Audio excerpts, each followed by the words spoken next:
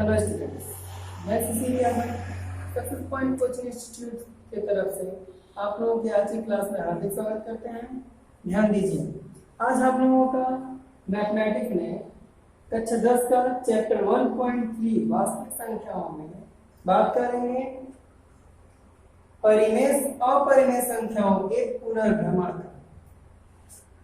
हम लोगों का आज का टॉपिक है अपरिमेय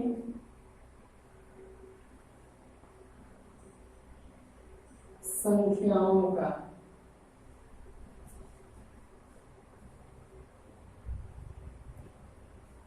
पुनर्भ्रमण।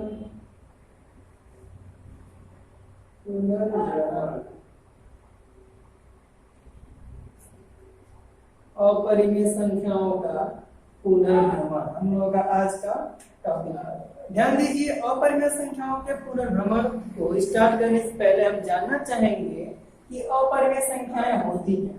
देखिए, अपरिमेय संख्याओं के बारे में जानना है तो उससे पहले हम लोग जान लेते हैं कि परिमेय संख्या किसे कहते हैं। देखिए, हम जानते हैं, पहले परिमेय के बारे में जानेंगे। परिमेय संख्या ये क्या होती है? हम जानते हैं कि वे संख्या है जो p/q के रूप में लिखी जा सकती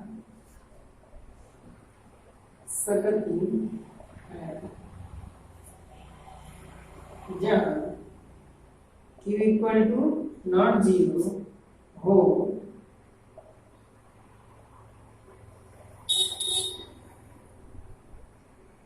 परिमेय संख्याएं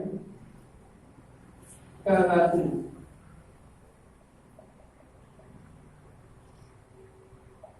ठीक है, ध्यान दीजिए, हम परिमेय संख्या की परिभाषा जानते हैं कि वे संख्याएं जो p/q के रूप में लिखी जा सकती हैं, जहां q = 0 यानी जहां वे बटे के नीचे वाली संख्या है वो 0 नहीं होनी चाहिए, तो वो संख्याएं हैं वो परिमेय संख्याएं कहलाती हैं।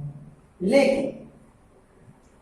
इस कंडीशन में एक बात हम लोग को नोटिस करने वाली है, वे संख्याएं जो p/q के रूप में लिखी जा सकती हैं, लिखी जा सकने और होने में अंतर होता है। अगर वे p/q के रूप में पहले से ही होती हैं या मौजूद होती हैं तो उन्हें हम परिमेय संख्या नहीं भिन्न संख्या कहते हैं। लेकिन वे संख्या जो p/q के रूप में लिखी जा सकती हैं वही परिमेय संख्याएं कहेंगी, भले वो p/q के रूप में हो या न हो। अगर नहीं है तो हम उन्हें वापस p/q के रूप में बदल देंगे या चेंज कर देंगे, तो हम उन्हें कहेंगे परिमेय संख्या। लेकिन इसी का अपोजिट, अगर उन्हें हम लोग p/q के रूप में नहीं लिख सकते हैं, जहां भले q का मान 0 के बराबर न हो, तो हम लोग वो संख्याएं जो होती है अपरिमेय संख्या कहलाती हैं। यहाँ पे इसी परिभाषा में अगर मान लीजिए परिमेय के बारे में बात करें, अपरिमेय संख्याओं के बारे में, तो वे संख्याएं जो p/q के रूप में नहीं लिखी जा सकती, नहीं लिखी जा सकती है, उन्हें हम लोग भले जहां q = 0 हो परिमेय के बजाय अपरिमेय संख्या कहना स्टार्ट कर देते हैं। तो इसका मतलब ये है कि यहाँ पे परिमेय संख्याएं और अपरिमेय संख्याओं में विभेद करना काफी क्रिटिकल होगा, क्योंकि दोनों जो है वो p/q के रूप में हो सकती हैं, लेकिन लिखे जाने की कंडीशन में ये है कि अगर उन्हें हम लोग p/q के रूप में लिख सकते हैं तभी परिमेय होंगी, अगर उनको उस रूप में नहीं लिख सकते हैं तो अपरिमेय होंगी। आप लोगों ने क्लास 9 में पढ़ा होगा तो उसने जाना होगा जो दशमलव प्रसार होते हैं, संख्याओं के दशमलव प्रसार, जो संख्याओं के दशमलव प्रसार होते हैं वो 2 प्रकार के होते हैं। पहला शांत दशमलव प्रसार,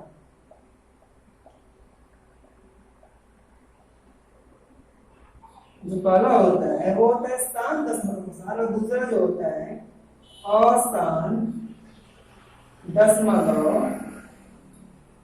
प्रसार।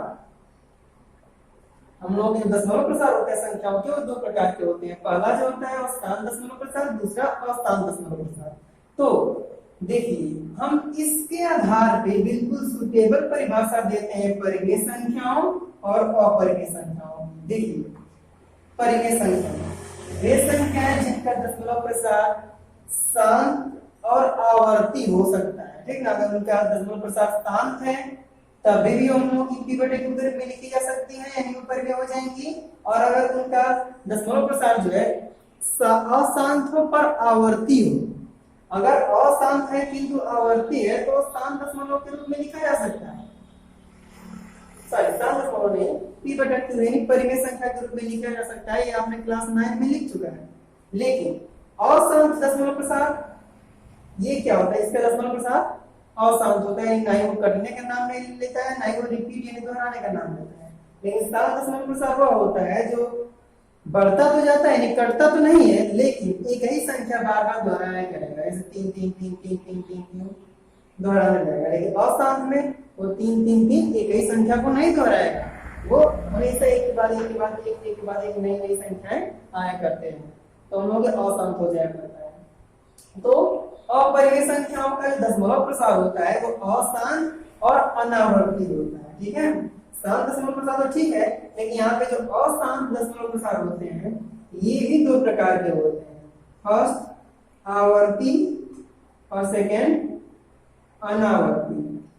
तो जो हम लोगों के अनावर्ती होते हैं उनके आधार पर बताता है कि संख्याएं अपरिमेय है। अगर आवर्ती है तो उन्हें हम लोग परिमेय के रूप में p/q के रूप में लिख सकते हैं। अगर संख्याओं का दशमलव प्रसार आवर्ती है तो हम उनको p/q के रूप में लिख सकते हैं, वो हम लोग परिमेय हो सकते हैं। लेकिन अगर उनका दशमलव प्रसार अशांत अनावर्ती है तो उनको हम p/q के रूप में कभी नहीं लिख सकते हैं और वो अपरिमेय कही जाती है, ठीक है।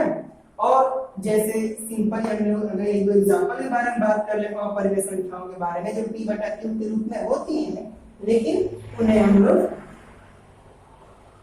परिमेय संख्या मानते हैं। जैसे आप वाकिफ होंगे पाई के मान से, जानते हैं 3.14 होता है और 22/7 होता है। देखिए जो 22/7 है यहाँ पे हर नीचे का मान 0 नहीं है, यानी ये 22/7 है तो ये अंश बटा हर के रूप में p/q के रूप में लिखी जा सकती है, जहाँ p भी पूर्णांक है और q भी पूर्णांक है, यानी 22 भी पूर्णांक है और 7 भी पूर्णांक है। लेकिन ये जो हम लोग का 22/7 है वो परिमेय संख्या नहीं होती है, वो अपरिमेय संख्या होती है। क्योंकि अब ये क्यों होती है, क्योंकि ये जो मान है 3.14 वो वास्तव में सुटेबल मान या एक निश्चित मान नहीं है। 20 के आगे के और भी अंक बढ़ते जाते हैं, लेकिन हम लोग इसको न्यूनतम दशमलव के 2 स्थान तक लेते हैं। ये अनुमानित मान है, यूं कर लीजिए इसको हम लोग कहते हैं सन्निकट मान। सन्निकट मान ये जो है पाई का सन्निकट मान है, और ये जो है 22/7 ये अप्रोक्सीमेट यानी अप्रोक्सीमेट वैल्यू है, यानी सन्निकट वैल्यू है। ये जो है सन्निकट मान है पाई का, ठीक है। तो इसीलिए हम कहते हैं कि जो पाई 22/7 जो है वो अशांत अनावर्ती इसका दशमलव प्रसार है, इसीलिए संख्या अपरिमेय, लेकिन भले परिमेय के रूप में दिख रहे थे तो ये होती है, तो जो हम लोग का ये अप्रोक्सीमेट वैल्यू होती है, यानी सन्निकट मान होता है, ठीक है। तो ये काम हो गया अपरिमेय संख्याओं के बारे में। अब हमें इस कंसेप्ट में क्या पढ़ना है आप लोगों की मैथमेटिक्स में, देखिए इसमें हम लोगों को एक संख्याओं को सिद्ध करना है कि हाँ वो अपरिमेय ही है। आप लोग संख्याओं को इस चैप्टर में प्रूफ करेंगे कि वो परिमेय संख्या होती ही है। इसके लिए एक इसमें प्रमेय दी हुई है। प्रमेय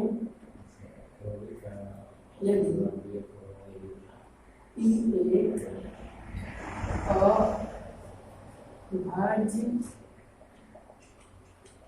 संख्या है तो यदि p a स्क्वायर को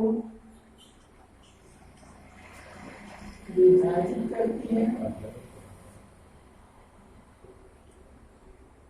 है तो P A को भी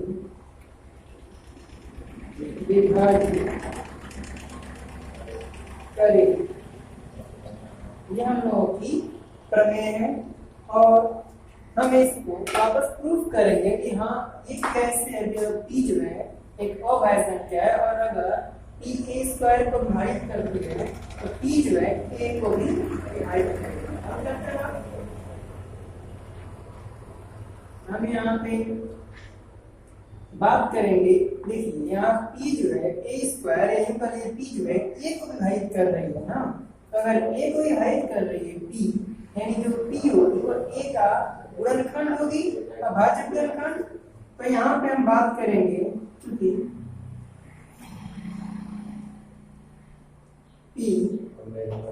A को विभाजित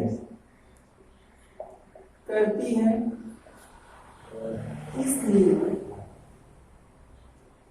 A के अभाज्य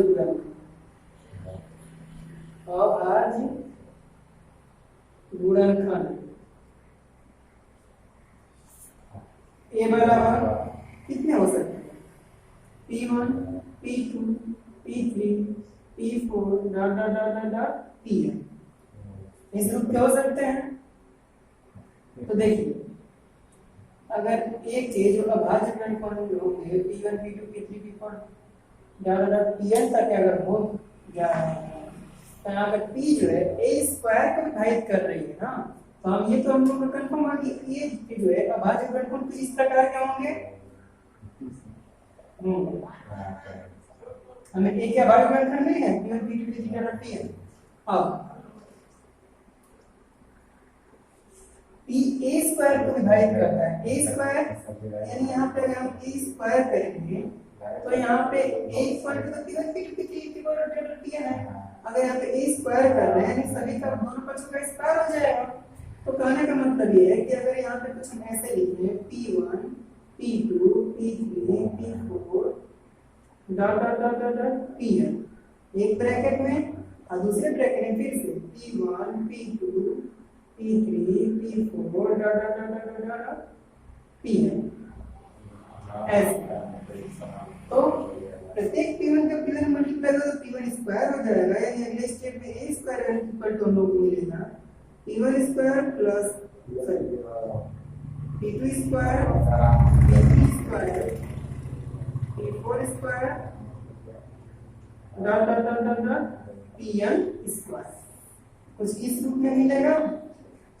चलिए ठीक है, देखिए हम लोगों का अब A स्क्वायर का मान ऐसा होगा। अब देखिए यहाँ पे A के ये P1 P2 P3 dot Pn अभाज्य गुणनखंड है। अगर इस स्थिति में P जो है A को विभाजित करता है, यहाँ पे यदि P जो होगा वो A को विभाजित करता है, तो अगर P जो है A को विभाजित करेगा तो उस स्थिति में P जो होगा A का गुणनखंड होगा। अगर P जो है A का गुणनखंड है इसका मतलब ये है कि या तो P1 हो सकता है या तो P2 या तो P3 या तो P4 या तो Pn। कहने का मतलब इन्हीं P में से कोई एक होगा ना। अब बात कर लेते हैं P अगर A स्क्वायर को A को विभाजित करता है तो P जो होगा वो इन्हीं गुणनखंडों में से कोई एक गुणनखंड होगा। तो अगर यहाँ पे P जो है इसी का एक गुणनखंड है तो यहाँ पे हम जानते हैं पहले से यहाँ पे दिए हुए कि A बराबर P1 P2 P3 P4 Pn है, इन्हीं में से कोई एक मौजूद होगा। जबकि अगर इसमें से एक मौजूद है तो या तो ये भी हो सकता है, ये भी हो सकता है, ये भी हो सकता है, तो इसका हम स्क्वायर भी तो कर लेंगे। तो इस स्थिति में हम यहाँ पे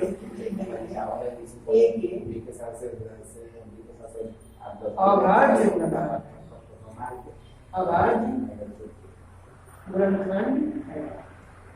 तो एक हम लोग का अभाज्य गुणनखंड यही है और यहाँ पे इन्हीं में से कोई हम लोग का एक P होगा।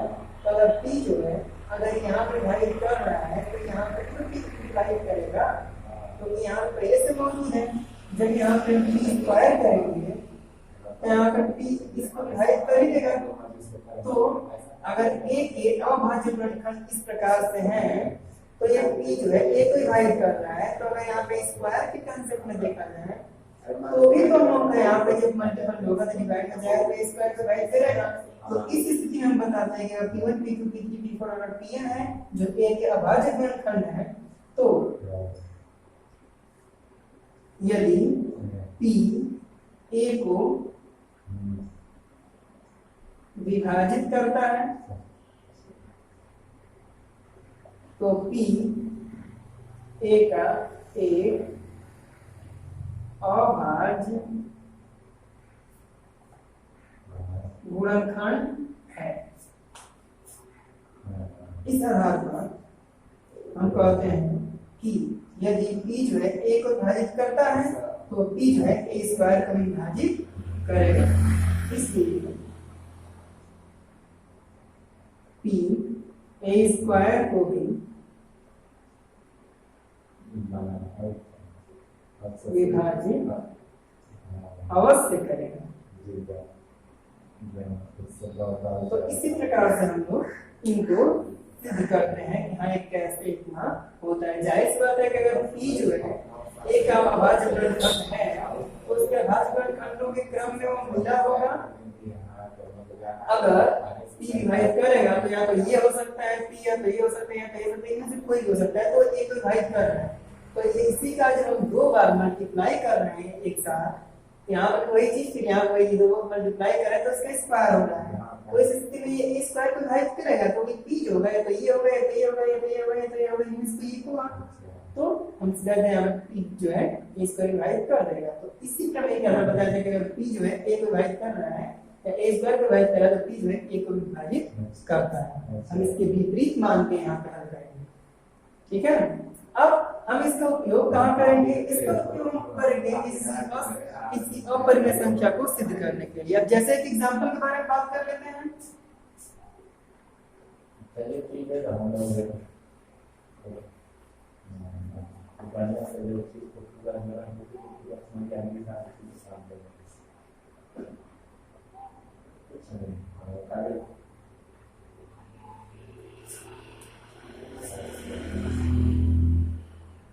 देखिए इस आधार पे हम प्रूव कर सकते हैं एक उदाहरण बनाते हैं कि कौड़ी पर दो एक परिमेय संख्या है। अब हमने उसने माना था, देखिए उसने पहले दिया था कि P A स्क्वायर को विभाजित करता है तो P जो है A को विभाजित करेगा। लेकिन हमने पहले क्या माना था कि P A को विभाजित करता है, इसलिए P जो है A स्क्वायर को विभाजित करेगा। तो उसी प्रकार से यहाँ पे अड़ी में दो एक अपरिमेय संख्या है। जब भी हम इस संख्या को अपरिमेय प्रूव करेंगे तो इसके विपरीत मान लेंगे कि वह एक परिमेय संख्या है। यहाँ पे हल करते वक्त हम मान लेंगे, माना हम यहाँ पे विपरीत कल्पना करते हैं कि कौड़ी में दो एक परिमेय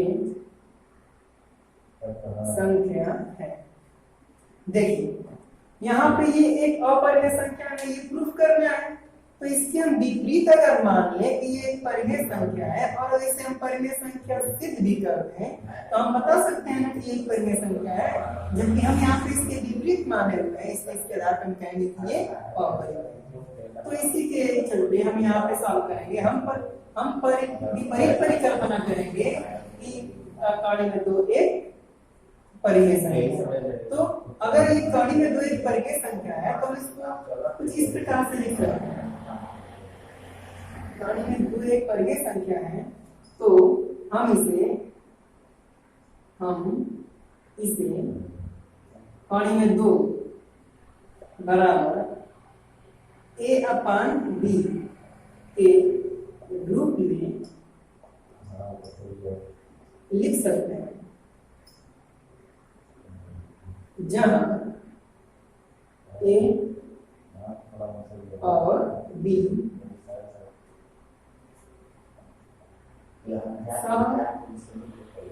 अभाज्य संख्या है। कहानी में 2 इक्वल टू ए बटा बी हम लिख सकते हैं, जहाँ पे ए और बी क्या है, अभाज्य है, मतलब उससे छोटी संख्या है नहीं हो सकती। जाहिर बात है कहानी में जो दो यूं कर जो परिमेय संख्या होती है वो ए बटा बी के रूप में होती है, जो सबसे न्यूनतम पदों में होती है अपने, यानी यहाँ पे इसका कोई भी अंकन नहीं होता। जैसे मान लीजिए 2 बटा 3 ये हम होगी, ये एक परिमेय संख्या हो जाए, तो यहाँ पे नीचे ऊपर नीचे 0 नहीं है और दोनों ऊपर नीचे पूर्णांक है, तो ये इसके और सिंपल फॉर्म में तो चेंज नहीं हो सकता है, क्योंकि हम लोग क्या हो जाएगी, एक परिमेय संख्या होगी। तो हम इसको इस रूप में लिख सकते हैं जहाँ पे ए और बी समअभाज्य हैं, इनका कोई गुणनखंड मौजूद नहीं है। तो अगर हम इसको इस रूप में लिख सकते हैं तब पुनर्व्यवस्थित करने पर, जब यहाँ पे इसका पुनर्व्यवस्थित करेंगे, पुनर्व्यवस्थित करेंगे तो डिवाइड में तो यहाँ पे तो मल्टीप्लाई हो जाएगा, यहाँ पे जो 2b = a कितना हो सकता है। अब दोनों पक्षों का वर्ग करने पर, दोनों पक्षों का वर्ग करने पर, जब दोनों पक्षों का वर्ग करेंगे तो यहाँ पे कुछ इस प्रकार से लिख सकते हैं, 2b² = a। अब इसको हम 2b² करके इसका मल्टीप्लाई में डिवाइड में जाएगा, b² इक्वल हो जाएगा हम लोग का a²/2। अब देखिए हमने यहाँ पे b² को प्राप्त कर लिया a²/2, इसका मतलब ये है कि जो a² है वो दो जो है वो a² को विभाजित कर रहा है।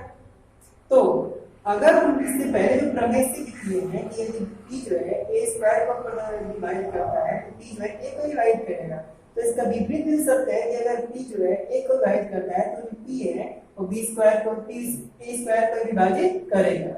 तो यहाँ पे अगर 2 जो है a को विभाजित कर रहा है तो 2 जो है a को भी विभाजित करेगा। तो यहाँ पे अगर 2 जो है यहाँ पे लिख सकते हैं, चूंकि प्रमेय से प्रमेय 1 नाम दे सकते हैं उसको, प्रमेय 1 से हम देखते हैं कि अगर वो a² को विभाजित कर रहा है तो a को विभाजित करेगा, यानी यहाँ पे a का अगर a को जो है 2 विभाजित कर रहा है तो इसका मतलब a का कोई हम लोगों को अभाज्य गुणनखंड मिल गया, 2 विभाजित कर रहा है तो इसका गुणनखंड तो होगा ना, तभी विभाजित कर रहा है, क्योंकि हम जानते हैं कि कोई भी संख्या जो है अपने अभाज्य गुणनखंड के अंक से ही विभाजित होती है और किसी से नहीं होती है। प्रमेय इतना से 2 जो है a को विभाजित करता है। अब इतना हो जाएगा। अगर 2 जो है a को विभाजित करता है तो 2 जो है a का गुणनखंड हो गया, तो यहाँ पे यहाँ a = 2c लिख सकते हैं, जहाँ c कोई अलग संख्या है, अलग चर है, ठीक है। अब यहाँ पे 2c क्यों लिखे, देखिए a 2 जो है a को विभाजित करता है, अगर मान लीजिए 4 है तो 4 पर 2 गुणे 2 लिख सकते हैं। अब मान लेते हैं यहाँ पे 1 + 2 जो है a है और 1 + 2 जो है उसको विभाजित करने वाला विभाजक है, तो हम यहाँ पे इसको 4 में तो लिख सकते हैं ना, तो सीधा सीधा उसकी कंडीशन मिलेगी 2c, यहाँ पे 2c लिख सकते हैं, a = 2c लिख देंगे, तो इसी में जो व्यवस्थित किया जाएगा यहाँ पे इक्वेशन 1 मान लीजिए, तो यहाँ पे लिख सकते हैं समीकरण 1 से जब हम मान रखेंगे तो हम लोग का ये हो जाएगा 2b² = स्क्वायर है तो स्क्वायर हो जाएगा, दोनों पक्षों में 2 × 4c² और यहाँ पे 2 × 2 = 2 × 4, यहाँ पे 2 बचेगा, v² = 2c²। अब ये मल्टीपल में डिवाइड हो जाएगा यानी b square by 2 equal to c square. अब यहाँ पे हम देख रहे हैं तो 2 जो है b स्क्वायर को भी विभाजित कर रहा है, यानी 2 जो है b को भी विभाजित करेगा। यानी यहाँ पे लिख देंगे प्रमेय 1 से 2 b को भी विभाजित करता है। अब देखिए यहाँ पे 2 जो है a को विभाजित कर रहा था और 2 जो है कर रहा है और 2 जो है b को विभाजित कर रहा है। जब हम यहाँ पे देख रहे हैं कि अगर a बटा b के रूप में लिखा गया है तो यहाँ पे a और b क्या है, तो अभाज्य यानी उनका गुणनखंड नहीं हो सकता, वो सबसे न्यूनतम पदों में है। जबकि यहाँ पे a और b दोनों का गुणनखंड मिल गया या विभाज्य संख्या मिल गई। तो यहाँ पे विरोधाभास प्राप्त हो रहा है हम लोगों को, क्योंकि यहाँ पे पहले ही हम मान चुके हैं कि संख्या a और b अविभाज्य है, यहीं पर ये सह अभाज्य है। तो अगर वो सह अभाज्य है तो उनका गुणनखंड कैसे प्राप्त हुआ, जबकि हमने मैथमेटिक्स के जरिए इसको प्राप्त कर लिया। तो यहाँ पे विरोधाभास प्राप्त होता है, तो यहाँ पे विरोधाभास के कारण ये हम लोगों की क्या है, परिमेय नहीं हो सकती है, इसीलिए हम बताएं कि ये अपरिमेय संख्या है। तो यहाँ पे हम लिख दिया करते हैं चूंकि यहाँ 2 जो है 2 a और b दोनों को विभाजित करता है, जबकि a और b